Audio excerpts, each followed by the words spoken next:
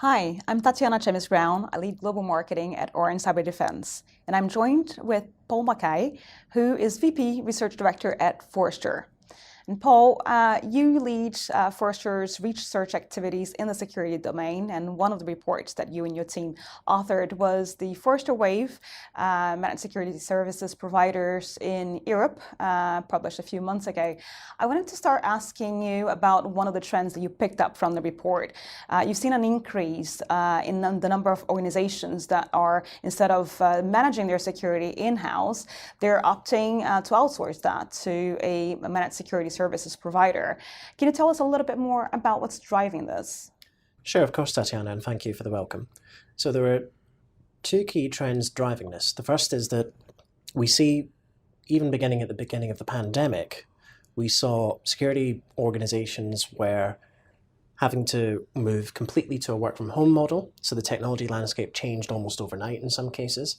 But because of the cost pressures of the pandemic, many people were forced to go on furlough, budgets were cut for hiring. So organizations had to figure out how to deliver the same kind of activity for less investment. And in some cases, many organizations turned to managed service providers. Even for those organizations that weren't directly impacted by the pandemic in any kind of financial sense, still had some difficulties in finding the right talent in the security market, which we'll come on to later.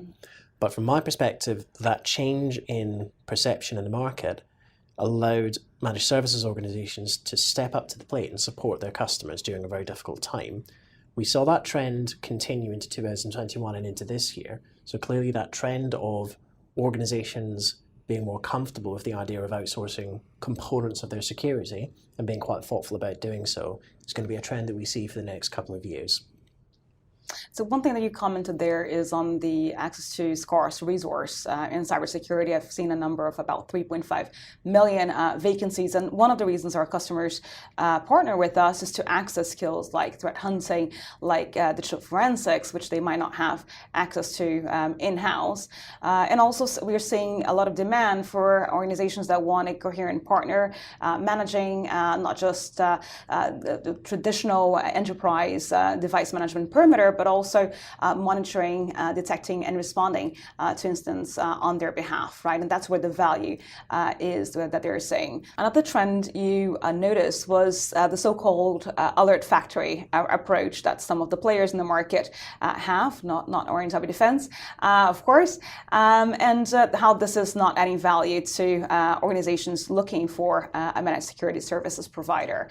I wanted to ask you, what does Valueadd look like? You know, what are enterprises expecting from providers beyond the alerts themselves? So I think, Tatiana, there are two words that you used in your question, which I would use to answer the question itself. The first is response, and the second is remediation.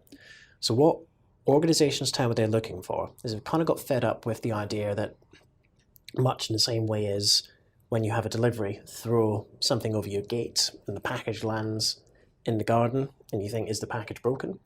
Organizations were getting far too many false positives and alerts that had supposedly been triaged, which were not really being looked at properly by the provider. So the organizations were looking for providers to do two things. One, to provide more direct response capability using some of the technology that's out there, primarily EDR and XDR as it's now evolved to. And the second is more guidance around remediation, which I take in the context, particularly around things like vulnerability management and also domains like application security and identity. And the reason they're looking for that is that they want their provider to be a partner, a genuine partner, somebody that's going to be part of their team, and there's almost no differentiation between their internal folks and the provider's staff. They know the environment, they know the context. So they're really looking for that customer intimacy from the part of the provider, and they're also looking for a more flexible and partnership-driven approach, rather than just simply throwing events at incidents and being a bit of a table tennis match between the provider and the client as to who's responsible for sorting things out. So no detection without response, and of course our MDR services include both. I wanted to touch on something else from the report. You were looking to how different providers offer vulnerability management services, and the fact that many organizations struggle to patch everything, and that to focus on where it really matters, intellectual property coming from the provider was instrumental. Can you give us a little bit more information about that? Sure, no problem, Tatiana. So when we were speaking to customers in the research, and also my observation from the customer interactions I've had before the research, we were hearing a lot for vulnerability management services particularly, that everybody can run the basic technology that scans the infrastructure, it tells you everything that's wrong. The trouble is that there's often thousands, tens of thousands sometimes, of security vulnerabilities. But many of the traditional security mechanisms that are used to classify vulnerabilities just aren't good enough at cutting that down to a manageable list which you can share with other stakeholders and which a service provider can meaningfully work through. So we're just finding there's too much information out there, and customers and service partners are struggling to understand what's priority, what are the things that actually are going to be exploited in the wild, and what are the assets that actually matter. So one of the things that differentiated some of the providers in the space was their ability to use some of their IP or partnerships IP with some of their technology partners to help to make that problem more manageable, so that when they're reporting on vulnerabilities, they're prioritizing the stuff that really matters and helping to execute clients' programs for them by helping to project manage some of the remediation activity. So from my perspective, where this was being done, the value perceived from the service was much higher for those clients that were getting that kind of service.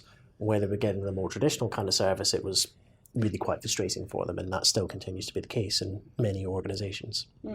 Because they weren't having to deal with, I think 18,000 vulnerabilities every year. They were having to address a much smaller number of that. So the provider was able to then, on one hand, understand what the critical assets were for that organization, but on the other hand, also have the intelligence and understanding what potential vulnerabilities threat actors might be likely to explore for that organization, and joining, of course, that together to make sure that remediation was much more targeted. Exactly, yes. Paul, you identified that many organizations place a lot of value on the onboarding process when moving on to a managed security services provider. Can you tell us what are the red flags or maybe green flags that organizations should watch out for when choosing a partner? So I think probably the biggest red flag, and thankfully this doesn't happen in quite the same way as it used to when I first started doing this wave a number of years ago, is when a provider turns up with an Excel spreadsheet and says, can you fill in the IP addresses and assets that you have? So that's definitely a red flag. But in a more positive sense, I think where you see a green flag is that the provider has a very well worked out plan for how they will onboard the transition. The timeframes upon which they're doing so are realistic. You can see that there's a prioritization of which log sources and use cases you onboard first by the priority of the use case for the particular organization. So if you can see those things in place, it sounds quite basic, but just the fundamentals of delivering against your promises and putting things in when you say you'll put them in is really at the heart of a lot of frustrations that clients have with a lot of service providers in the market. Now, my general reflection on customer interviews is that when it's their fault and it's the change process in their organization that holds stuff up, they're pretty happy to say, yep, that was us. But in many cases, it's shortcomings on the part of the provider.